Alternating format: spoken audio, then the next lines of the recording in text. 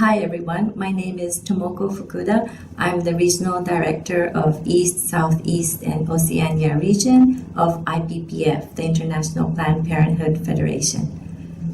My experience with universal health coverage goes back to about 15 years ago when I visited Laos in search of real stories on maternal death. In that visit, I met a man who had recently lost his wife during delivery, and his story was that he had been out in the fields when his neighbors came to call him that his wife was experiencing difficulties. He rushed back, and the first thing he did was not to take his wife to the hospital, but his first action was to go to his relatives to ask for money. So it took him almost a whole day to go visit his relatives and collect about $300 so that he could actually visit the hospital. But by the time they arrived at the hospital, his wife had died. So that was my first experience to actually meet somebody who had experienced financial hardship in trying to access health services. I have been working in this field for 25 years in promoting sexual reproductive health and rights. All this time I've been working with the civil society, with an NGO, and I've also been able to be a part of networks and advocacy movements for universal health coverage. During that time, I've learned and thought about our role as civil society in promoting universal health coverage, and today I'd like to share with you three key roles that I feel we need to take. One is advocacy. As civil society, we need to raise our voice so that governments place priority on health among all the other competing issues in the national budgets. We need to advocate with them and make sure that they also deliver to their promises.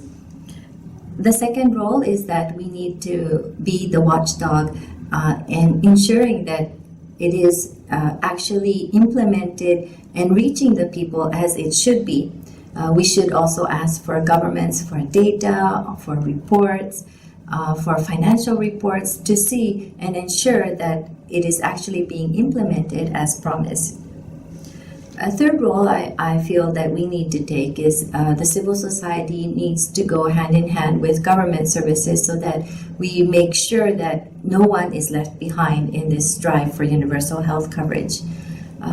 We are the ones who can find the people within the society who are actually having difficulties. We are the ones who can also tailor the services to actually reach these people, overcoming stigma, overcoming other, not only financial difficulties, psychological difficulties in accessing health services. Sexual and reproductive health and rights is a fundamental health issue that shapes the whole life cycle and whole life course of a woman. And universal health coverage and SRHR needs to come hand in hand. And so in my work, I will continue to work with my colleagues to ensure that we contribute to achieving universal health coverage.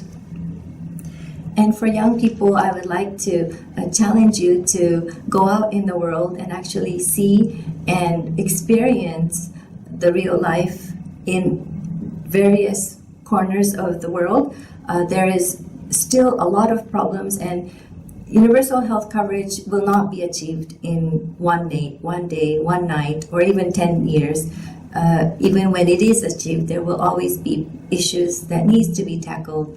And the young people are the ones who will take us into the next level and to the future. It will all depend on how the young people now take action in the course of the next 10 years or so. And universal health coverage is such a fundamental key issue that we need to tackle as human rights. And so I challenge you to take on and take interest in this field of work and learn and experience in the years to come. Thank you very much.